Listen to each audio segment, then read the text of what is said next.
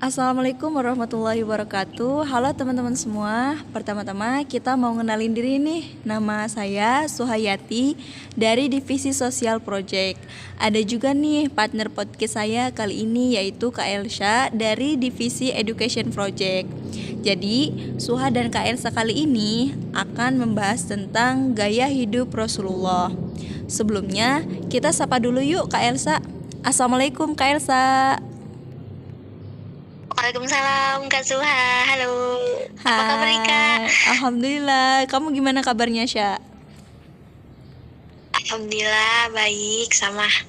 Alhamdulillah. Oh ya, makasih banyak ya udah mau bersedia nih nemenin podcast bareng Suha di sela-sela kesibukannya. Thank you banget pokoknya ya. Iya, siap. Oke, jadi karena kita seorang muslim ya, jadi ngambil sosok suri tauladan yang sangat-sangat luar biasa yaitu Rasulullah Shallallahu Alaihi Wasallam. Sebenarnya nih kalau kita pelajari hidup Rasulullah mulai dari bangun tidur sampai tidur itu luar biasa banget buat diteladani oleh siapapun. Nah, Kak Elsha boleh tuh ceritain aktivitas sehari-hari ala Rasulullah itu gimana aja sih yang Kak Elsha tahu? Nah, oke, kalau yang aku baca dari artikel nih sebelumnya ya Kak Suha, kalau Rasulullah SAW ini tuh dalam catatan sejarah ya beliau itu sakit hanya 2 kali loh. Luar biasa. Itu sakitnya yang paling cuman karena diracuni sama kaum Yahudi akibat kaum Yahudi itu dalam perang Khaybar namanya. Yang kedua itu Rasulullah sakit saat beliau yang menjelang wafat. Itu aja. Masya Allah nggak sih kalau kita sakit berkali-kali ya. Iya bener Kadang banget. sakit tiba-tiba.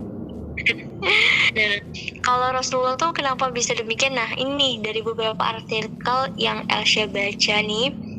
Nah, namanya tuh Rasulullah dia tuh menjaga pola makannya. Nah, pola makannya itu kalau pagi beliau sarapannya pakai air putih dicampur madu. Sebenarnya enak tuh, tapi cuman kita belum terbiasa. Iya benar. Gitu. Terus siang harinya itu Rasulullah dikonsumsi buah kurma 7 butir. Terus sore harinya lagi Rasulullah konsumsi roti dicampur sama air cuka atau enggak pakai minyak zaitun gitu. Nah nanti malamnya Rasulullah dia makan sayur-sayuran tuh. Kalau nggak salah jenis sayuran itu namanya almaki dan sanut. Itu kayak sejenis sayuran hijau-hijau gitu dia Kak. Yang Asya baca ya. Nah terus selain menjaga pola makan itu Rasulullah dia juga olahraga secara teratur. Nah kalau Rasulullah ini dia gemar olahraganya itu adalah berkuda, berenang, sama memanah. Nah beliau bersabda nih bahwa ajarilah anak-anak kalian itu berkuda, berenang, dan memanah. Nah kalau kita sih mahasiswa nggak mungkin lah ya yang kegiatan sebanyak ini melakukan kegiatan nggak mungkin lah, tapi setidaknya sih kalau menurut aku ya kalau kita cukup ya kayak workout kecil-kecilan di rumah gitu buat jaga kesehatan kita, karena memang ya kayaknya mahasiswa sekarang ini karena kebanyakan tugas mikirin ini segala macam jadi lupa jaga kesehatan, lupa olahraga, ya nggak sih Kak? Iya bener banget. Ya, udah lama gak olahraga aku juga. Iya, padahal olahraga itu walaupun dia kecil-kecilan gitu ya setidaknya tuh bisa sih buat kesehatan kita walaupun olahraga kecil-kecilan lah gitu. Nah lanjut nih Kak, yaitu Rasulullah ini dia rajin berpuasa. Nah biasanya beliau tuh berpuasa Senin Kamis sama ada puasa Daud. Puasa Daud itu kayak selang-seling, hari ini puasa besok enggak gitu. Nah ternyata nih Kak ini tuh kalau kita ini berpuasa ya, ternyata tuh proses selama kita berpuasa tubuh kita itu mengalami proses detoksifikasi atau kayak peleburan racun dalam tubuh itu yang mana optimal atau berjalan dengan baik. Sebab saat kita berpuasa tubuh kita itu dia nggak nerima makanan sekalipun, nah sehingga proses detoksifikasinya bisa lancar gitu. Jadi zat-zat yang nggak baik dalam tubuh itu bisa buang.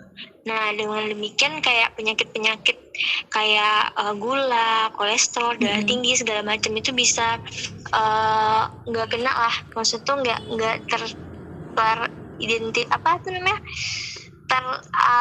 apa ya, terkenal lah sama kita gitu, kayak nggak insya Allah kalau misalnya kita ngelakuin puasa gitu. Tapi soalnya kalau yang aku tahu ya, dari saya tahu saat ini tuh orang lebih malah mau diet. Tau gak sih Kak, kalau diet itu lebih sering kayak diet ketat, gak makan sama sekali. Padahal itu malah itu yang lebih bahaya gitu loh buat tubuh. Kayaknya lebih cukup berpuasa aja tuh udah bagus gitu. Cuman mereka malah salah menerapkan pola untuk diet, sehingga malah membuat tubuh mereka jadi apa ya, nggak jadinya Jadi sakit berhasil gitu diet, ya. malah bikin sakit gitu, tambah sakit gitu ya nggak sih Kak? Iya benar. Dari apalagi remaja tuh banyak banget kayak pengen diet, pengen tubuh bagus, pengen langsing gitu, pengen berat badannya normal ideal. Terus dietnya ketat-ketat sampai sakit, ya nyusahin diri sendiri, nyusahin orang lain juga, nggak dapat manfaatnya, malah dapat yang buruknya ya kan Kak? Iya benar banget. Itu nggak baik banget buat tubuh. Nah terus juga nih ada lagi nih, Apa tuh? Rasulullah itu kebiasaan adalah beliau tuh tidak mudah marah, alias penyabar baik. Kan kita kenal Rasulullah dengan demikian. Nah karena kalau kita kalau kita itu pasti kayak lebih nambah emosi diri, nambah kayak makin panas, dan itu bikin kita jadi kayak pusing dan bisa menyebabkan kita jadi darah tinggi, dan kan malah makin jadi penyakit gitu ya kalau kita sering marah-marah. Nah jadi kalau menurut kita secara logika aja, memang kalau kita marah-marah tuh bahkan bikin kita jadi makin pusing, makin stres gitu. Jadi mending kurangilah marah-marahnya, lebih sering perbanyak sabar. Ya nggak Iya, Kak? capek juga, cepet tua juga kalau kata orang-orang mah. Malah dibilang kayak gimana ya? Ya gitulah. Bikin kita jadi nggak sehat lah kalau kita sering marah-marah. Nah selanjutnya nih, gaya hidup Rasulullah itu dalam menjaga kebersihan. Nah kalau Rasulullah itu ya Kak Suha, kalau beliau dikenal sebagai seorang yang bersih, rapi, terus beliau juga rutin dalam mencukur rambutnya, terus juga rutin dalam memotong kukunya, terus beliau juga sering pakai minyak wangi.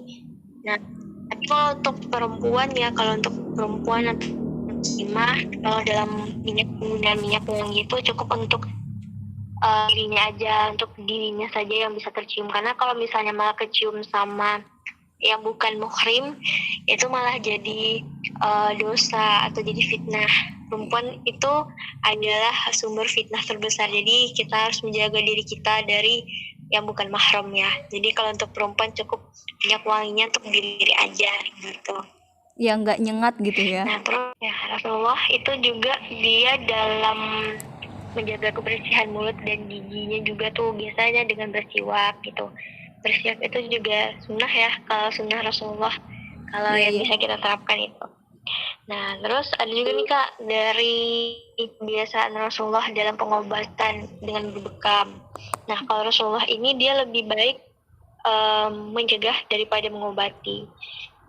Dalam sabdanya yang berbunyi seperti ini, kesembuhan itu dapat diperoleh dengan 3 cara, yaitu dengan meminum obat herbal, berbekam atau hijamah, dan terapi besi panas. Namun aku tidak menganjurkan umatku untuk melakukan pengobatan dengan besi panas. Hadis riwayat Bukhari.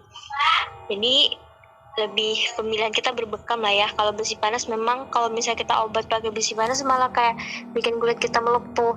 Jadi kayak lebih milih lah berbekam. Karena kalau kita berbekam itu kayak saat proses pengambilan darah kita, darah kotor itu kan kayak racun-racun tubuh kita tuh keserap gitu. Jadi itu bagus buat kesehatan tubuh. Kalau kita boleh lah sesekali cobain kan, buat menghilangkan penyakit dalam tubuh ya. Kita nggak tahu nih, kita hari ini sehat-sehat aja nih, nggak tahu besoknya kita ya kedepannya nggak tahu nih sakit atau gimana, kita nggak tahu. Terus lanjut Kak nih, pola tidurnya Rasulullah. Kalau Rasulullah ini beliau tidurnya tuh lebih awal, bangunnya juga lebih awal gitu. Jadi biasanya juga Rasulullah ini menerapkan sholat malam. Karena sholat malam itu ternyata kalau dari fakta kesehatan dari beberapa pakar kesehatan tuh bilang bahwa hasil dari sholat malam, apalagi itu di waktu 3 dini hari, ternyata di situ Kak polusi udara kita itu jam 3 dini hari itu masih bagus dan belum tercemar, belum terkontaminasi oleh polusi.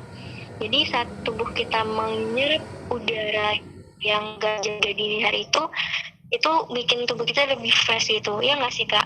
Iya, Ya bener nggak sih? banget, bener Soalnya banget. pernah tuh kan cobain, nah cobain kan tuh kayak lebih fresh aja gitu, kayak enak aja udaranya, tubuh kita tuh kayak lebih kayak gimana ya, kayak semangat aja gitu.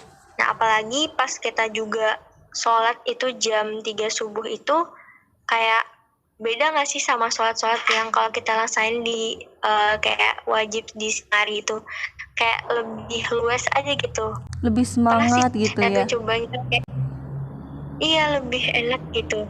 Ternyata juga saat kita sholat tahajud itu dari pakar kesehatan bilang itu juga dapat menyehatkan tubuh, kayak pas kita sholat itu juga bentuk relaksasi dan meditasi itu kalau dari mereka. Tapi kalau kita sih, nah kadang ada nih yang salah, sholat tahajud cuman untuk minta semoga doi begini-begini, itu salah.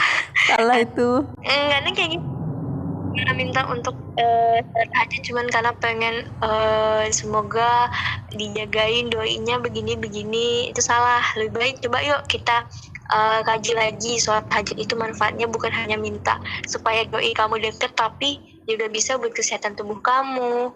Selain memberikan kamu dekat dengan Tuhan, dengan Allah kalau yang muslim, tapi juga memberikan kebaikan pada tubuh kamu gitu. Iya juga Kadang tuh. salah nih, ada yang kayak gitu. Sering banget lihat di beberapa postingan cara untuk dekat dengan doi, sholat tahajud, baca surat ini segala macam. Aduh ya Allah, kalau jodoh mah udah takdir dari Tuhan ya Kak ya. Udah tertulis gitu ya di Lauhil Mahfuz.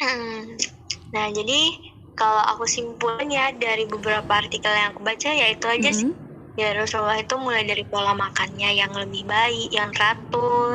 Nah terus juga dari keseringan beliau dalam melakukan olahraga, rajin berpuasa, terus juga pengobatan beliau dengan cara berbekam, terus juga menjaga pola tidur malamnya. Nah terus juga beliau yang lebih tidak mudah marah atau lebih menahan emosi alias penyabar gitu. Terus juga pola kebersihan gitu. Nah, Dari iya. aku. Aduh, makasih banyak. Oh iya, itu kadang kalau kita mau tidur juga ada tuh Rasulullah itu menyunahkan kita itu miringnya tuh ke sebelah kanan menghadap kiblat. Itu juga jadi iya kan? Jadi itu juga secara medis itu bener. bagus ya kan, si lambungnya tuh biar nggak gimana gitulah. Kalau yang lebih paham itu di bidang kesehatan pasti tahu ya kan. Iya benar. Terus juga motong ini kuku. Motong kuku. Bener. Biasanya beliau motong kuku kalau nggak kalau aku kalau Aisyah lebih seringnya di hari Senin Kamis.